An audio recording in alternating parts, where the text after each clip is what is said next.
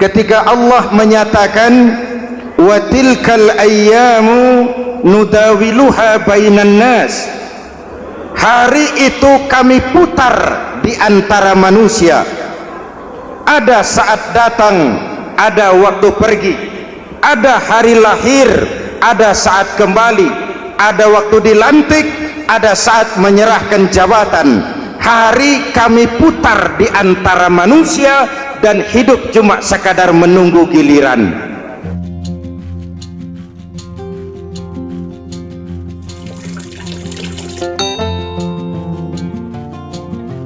Assalamualaikum warahmatullahi wabarakatuh.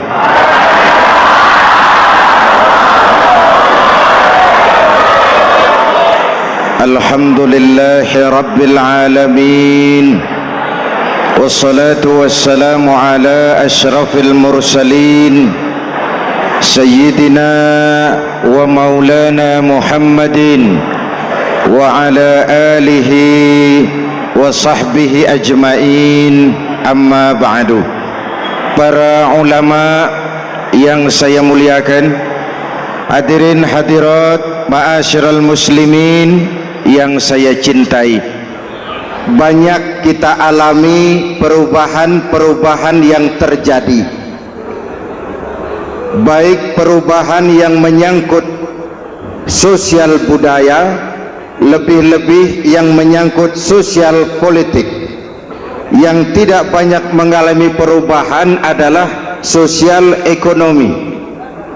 Bahkan angka kemiskinan kita naik menjadi 3/5 dari total penduduk kita hidup di bawah garis kemiskinan, dan 20% diantaranya miskin mutlak.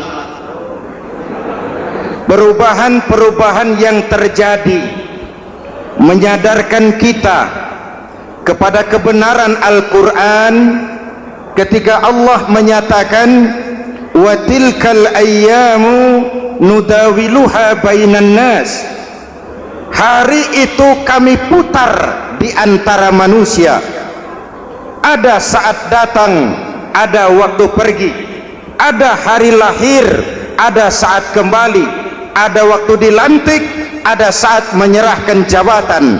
Hari kami putar di antara manusia dan hidup cuma sekadar menunggu giliran. Soalnya kemudian di tengah perubahan-perubahan yang terjadi begitu cepat, what must we do now?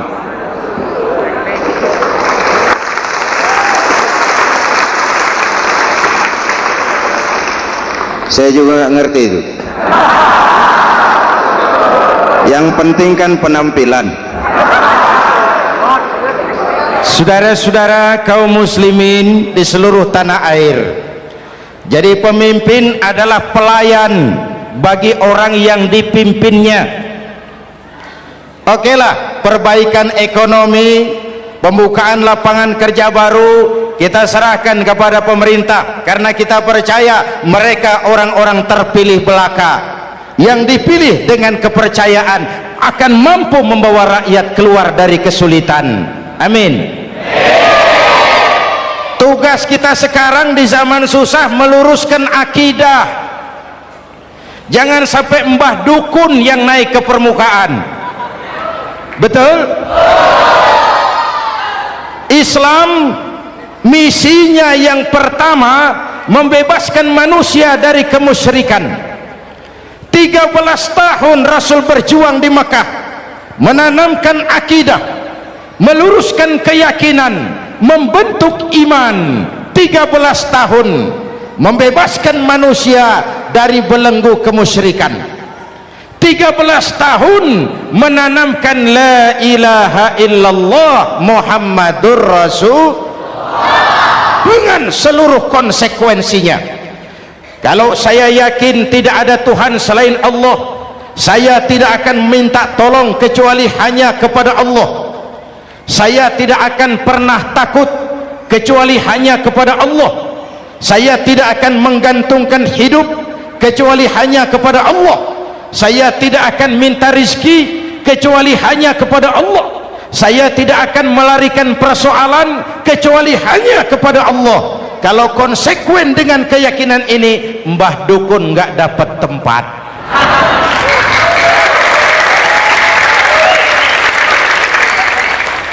Akur? Ayo lihat secara sederhana. Saya sandaran di tiang, tiangnya ambruk, sayanya jatuh. Saya sandaran di tembok, temboknya runtuh, saya juga runtuh. Saya sandaran kepada orang kaya, dia jatuh miskin, saya bangkrut. Saya sandaran kepada jenderal, dia pensiun, saya selesai.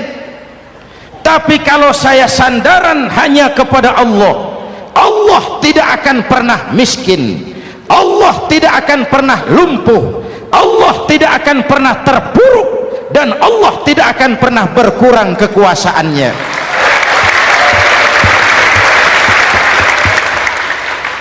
Maka umat Islam, sesulit apapun zaman yang kita hadapi, Allah juga tempat kita bersandar. Jelas? Selama ini kita iman dalam ucapan tapi sekuler dalam perbuatan. Di masjid ada Allah, di kantor Allah tidak ada, maka korupsi merajalela.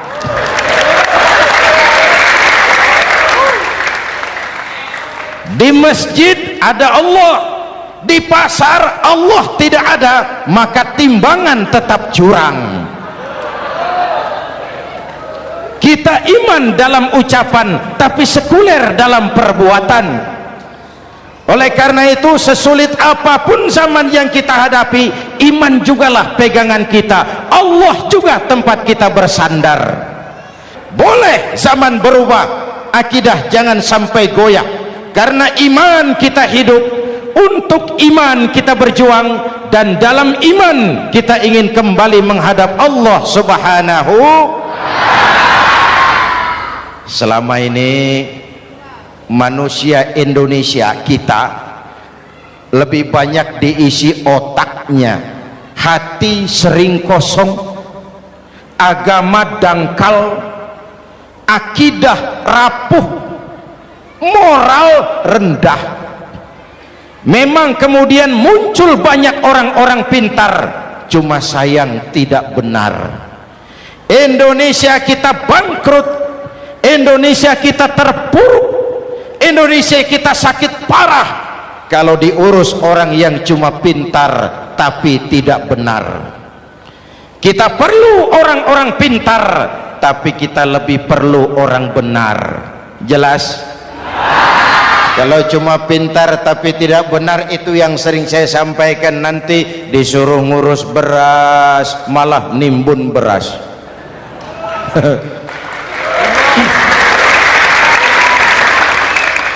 Disuruh ngurus laut malah jadi bajak laut. Disuruh ngurus hutan rame-rame jadi orang hutan. Jutaan hektar hutan Indonesia kita ini merupakan kekayaan sumber daya alam kita yang harus digunakan bagi sebesar-besar kemaslahatan rakyat. Yang disuruh ngurus hukum malah bikin hukum seperti pisau, tajam ke bawah, tumpul ke atas. Jangan heran lalu di masyarakat muncul street justice, pengadilan jalanan, sebagai refleksi dari ketidakpuasan melihat sikap hukum yang sangat berpihak. Kalau yang kecil salah, hukum cepat-cepat ditegakkan.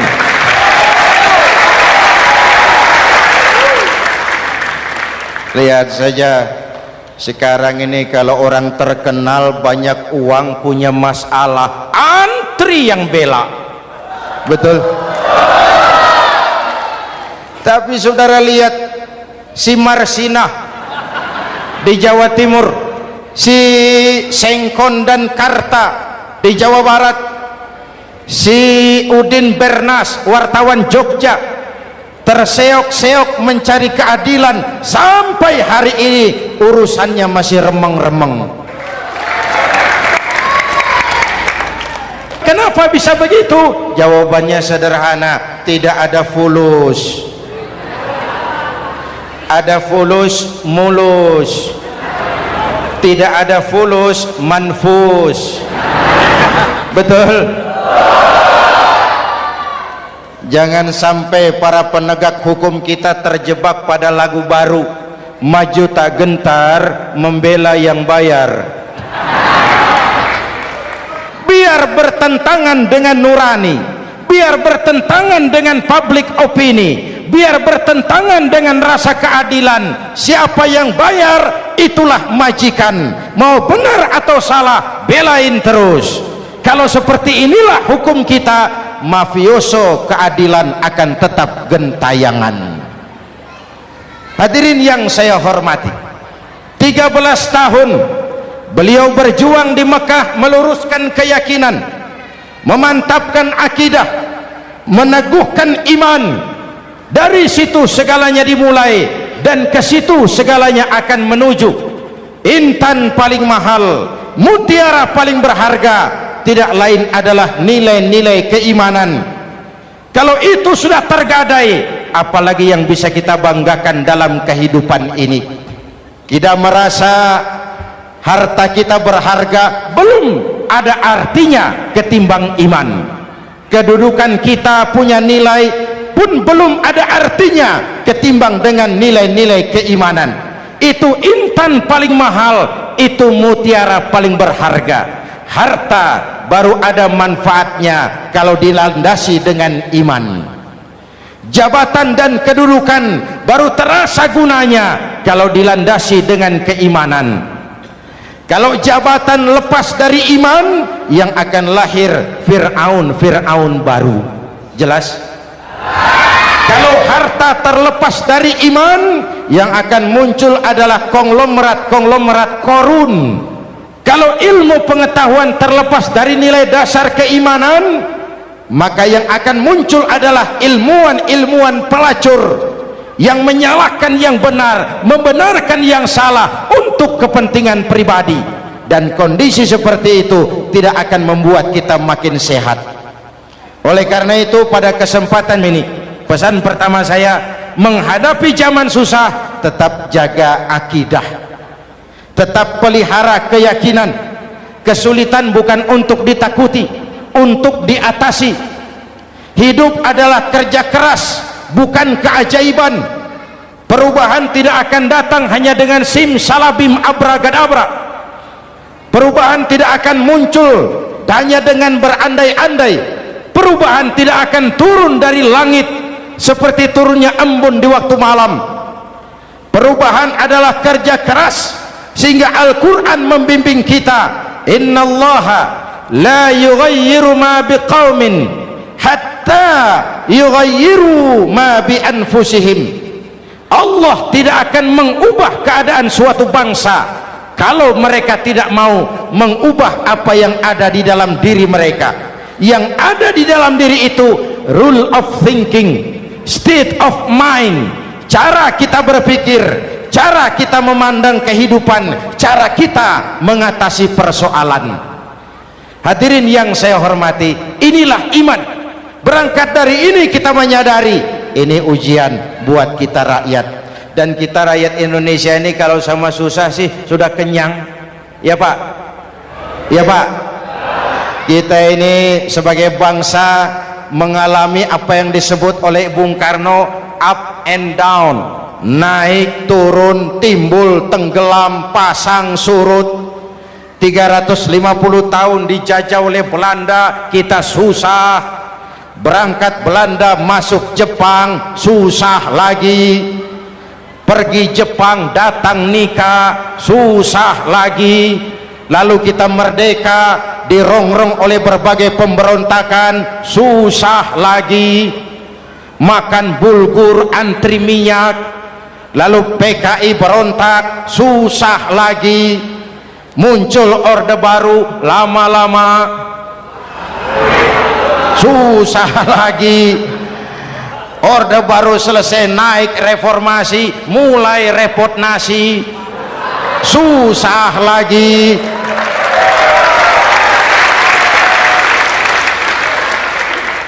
Kalau susah kita ini sudah akrab, sudah intim, mestinya kalau sudah susah seperti itu jangan salah sikap menyikapi kesusahan. Jangan sampai kita potong kompas, ambil jalan pintas, terjebak menghalalkan segala cara. Itu tidak akan menguntungkan, itu tidak akan menyelesaikan. Kalaupun selesai nampaknya penyelesaian sesaat, dan penyelesaian sesaat bukan penyelesaian yang sebenarnya. Karena itu tetaplah dalam koridor keimanan. Boleh zaman berubah, akidah jangan sampai goyah. Silahkan masa berganti, tapi keyakinan jangan mati. Sekali la ilaha illallah sampai tetes darah paling penghabisan, tetap la ilaha illallah. Sanggup? 3 orang. Sanggup? 21. Sanggup? Kalau sanggup kita harus konsekuen. Saudara-saudara di seluruh tanah air, misi yang kedua dari Islam setelah membebaskan manusia dari kemusyrikan, membebaskan manusia dari ras diskriminasi, mengikat manusia dengan tali akidah. Sebelum Islam datang, manusia dibedakan oleh warna kulit, manusia dibedakan oleh faktor keturunan, manusia dibedakan oleh faktor harta dan benda. Adalah Rasul yang mengajarkan, innallaha la yanzuru ila suwarikum wala ila amwalikum walakin yanzuru ila qulubikum wa a'malikum. Allah tidak melihat potonganmu, Allah tidak melihat hartamu. Yang Allah lihat itu adalah hatimu dan amal perbuatanmu. Jauh sebelum Amerika teriak-teriak membanggakan apa yang mereka sebut sebagai Declaration of Independence, Nabi sudah mengajarkan kepada kita semua, annas kulluhum li Adam wa Adam min turab la fadla li arabiyyin ala ujamiyyin illa bittaqwa. Seluruh manusia berasal dari Adam. Adam diciptakan dari tanah. Tidak ada kelebihan Arab dengan yang bukan Arab kecuali takwanya. Jauh sebelum Amerika mencanangkan bahwa semua manusia dilahirkan sama, that all men are created equal, jauh sebelum itu Islam sudah membebaskan manusia dari ras diskriminasi. Apa dalam konteks kekinian menghadapi zaman susah tetap jaga kerukunan? Ya Pak, ya Bu, oi Bu, menghadapi zaman susah tetap jaga kerukunan, baik antar umat seagama, antar umat beragama, maupun antar umat beragama dengan pemerintah. Menjaga kerukunan, jangan saling sikat sikut di antara kita. Sebab kalau sudah rukun, saya ajak berhitung, 1 ditambah 1 sama dengan, itu matematika namanya, hasilnya pasti. Tapi angka sosial hasilnya aneh. Saya ubah jadi angka sosial. Ayo kita berhitung lagi. 1 orang takut ditambah 1 orang takut sama dengan 2 orang setengah berani. Kenapa setengah berani? Karena sudah berdua. Tadi kan takut sendiri. Kalau sama-sama takut berkumpul jadi setengah berani. Kalau ditambah 1 orang takut lagi, Satu orang takut ditambah satu orang takut ditambah satu orang takut sama dengan 3 orang berani. Kenapa jadi berani? Karena sudah bertiga. Kita yang lemah, kita yang marginal, kita yang dikucilkan, bahkan kita yang dilecehkan, kalau mau rukun kita akan kuat dan tidak bakal dipermainkan orang.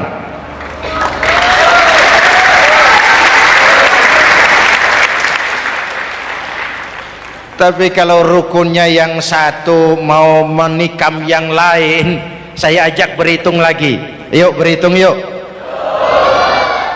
1 ekor ayam ditambah 1 ekor musang sama dengan 1 ekor musang. Kemana ayamnya? Dimakan musang. Betul nggak nih hitungan? Ayo kita hitung lagi. 1 ekor ayam ditambah 1 ekor musang sama dengan 1 ekor musang. Kemana ayamnya? Dimakan musang.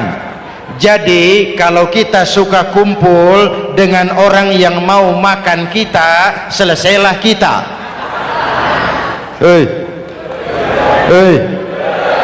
Maka kalau merasa kita ini ayam, yuk kumpul sama-sama ayam, pulang ke kandang ayam.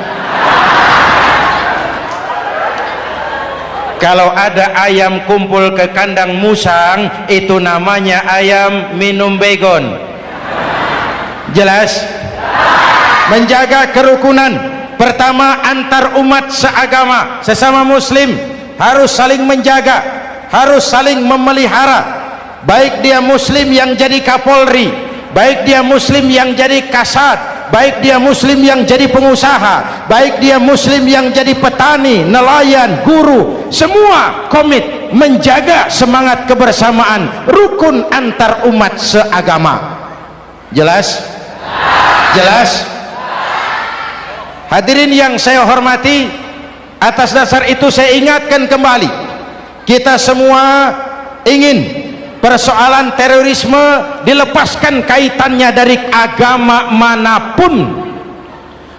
Tidak ada kaitannya terorisme dengan Islam, dengan Kristen, dengan Hindu, dengan Buddha. Tidak ada kaitannya terorisme dengan pondok pesantren. Voice of Kia, suara kata meniti jalan ilahi. Jangan sampai pesantren jadi kambing hitam.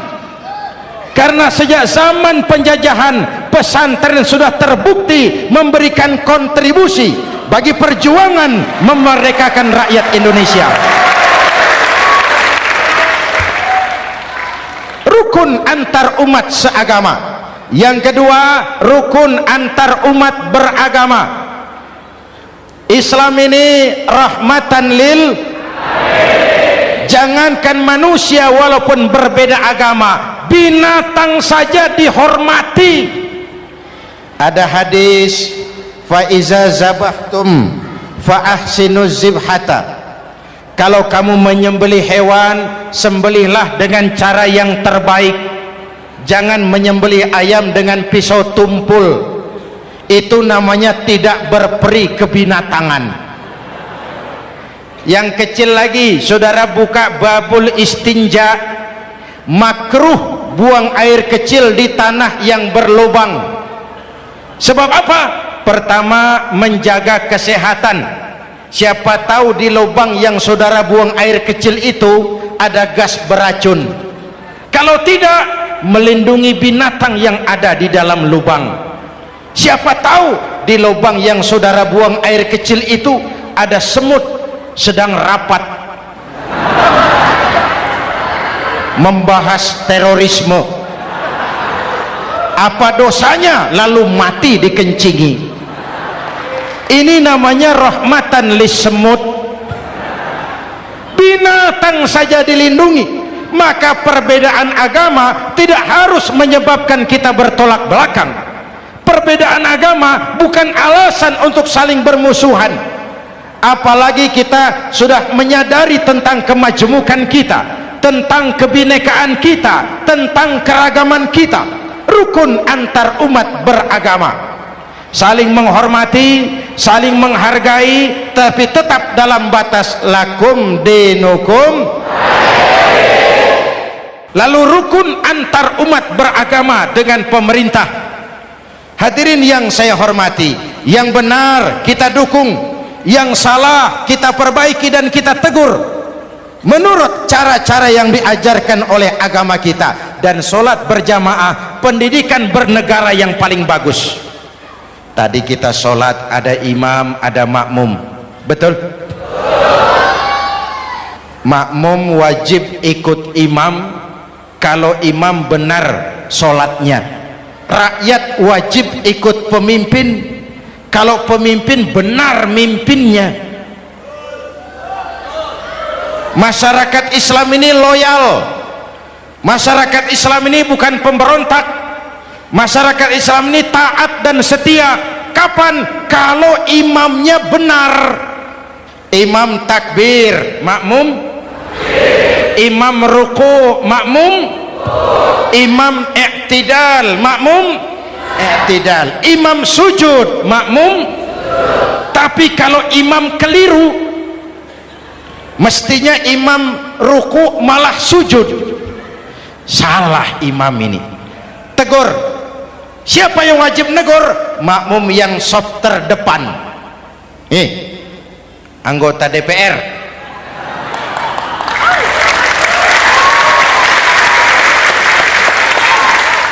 Ini wakil-wakil makmum ini, saf di depan ini. Kalau imam keliru mereka paling tahu, ngomong, tegur. Bagaimana negurnya? Ada aturan main. Mestinya ruku, imam sujud, salah ini imam, subhanallah, kan begitu negurnya, betul? Tidak boleh juga imam keliru, makmum emosi, main pegang, weh makmum salah, hoi hoi, kacau sholat, betul? Anggota dewan ini saf di depan, itu kalau imam keliru, satu saat imam buang angin. Namanya manusia bisa buang angin toh. Apa makmum lalu berkata, demi kesetiaan saya kepada imam, imam buang angin, saya lebih keras lagi. Itu namanya fanatisme buta, loyalitas yang goblok. Imam buang angin, minggir. Iyyaka na'budu wa iyyaka nasta'in. Sampai situ imam buang angin, minggir imam. Lalu saf yang di depan maju. Tidak usah bikin sholat baru, teruskan pekerjaan imam. Ihdinas siratal mustaqim, teruskan. Kenapa? Kalau bikin sholat baru lagi, nanti buang angin lagi, bikin lagi sholat. Kapan selesainya sholat? Kapan selesainya membangun negara ini? Yang penting imam tahu diri, buang angin, minggir.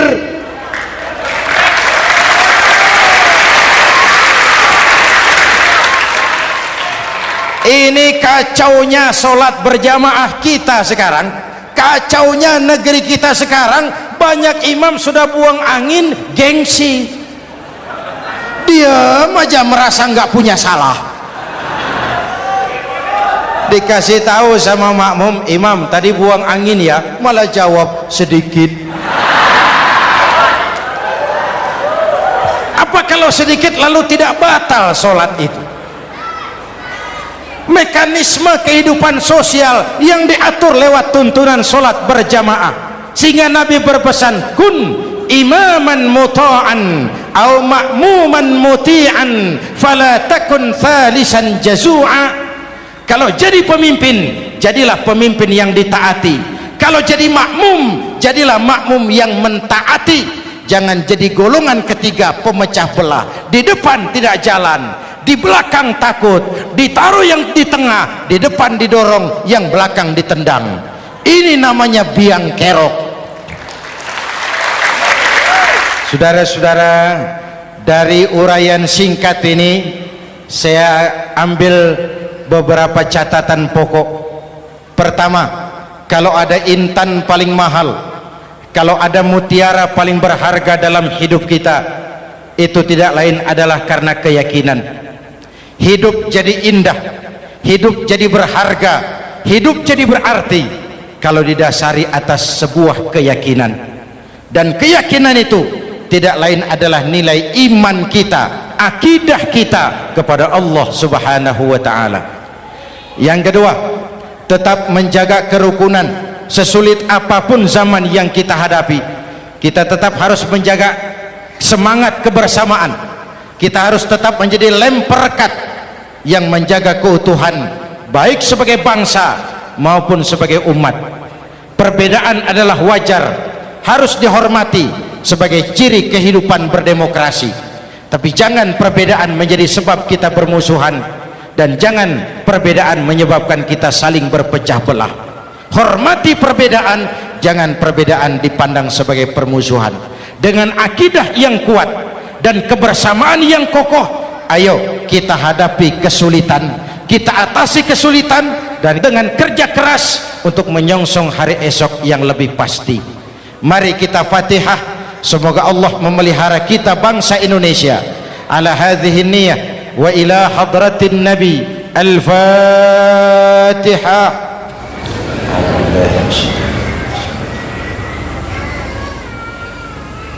Iyyaka na'budu wa iyyaka nasta'in ihdinas siratal mustaqim siratal ladzina an'amta 'alaihim.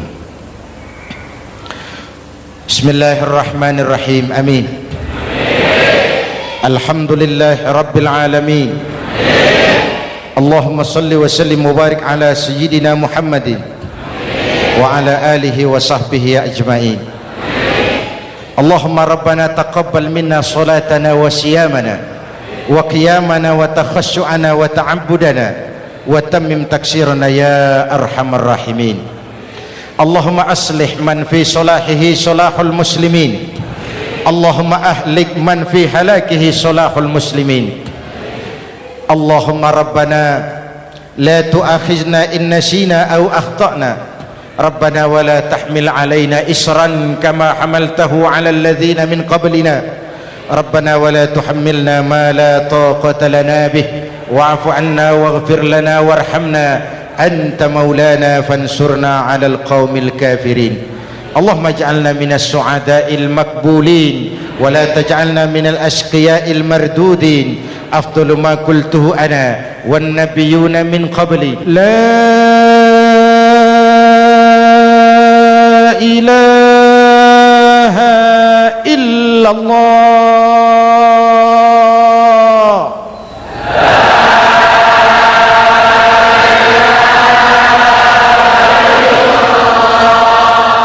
La ilaha illallah.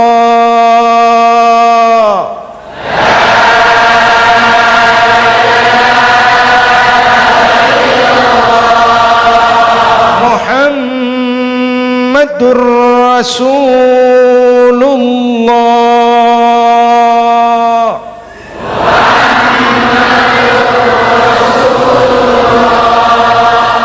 Sallallahu alaihi wa alihi wa sallam. Kalimatu haqqin 'alaiha nahya wa 'alaiha namut wa 'alaiha wa biha nub'atsu insyaallah minal aminin minal aminin minal aminin rahmatika ya arhamar rahimin. Sallallahu ala sayyidina Muhammad wa ala alihi wa sahbihi ajma'in. Ana rabbika rabbil izzati amma yasifun, salamun alal mursalin, walhamdulillahi rabbil alamin. Jumpa lagi di lain kesempatan insyaallah. Wassalamualaikum warahmatullahi wabarakatuh.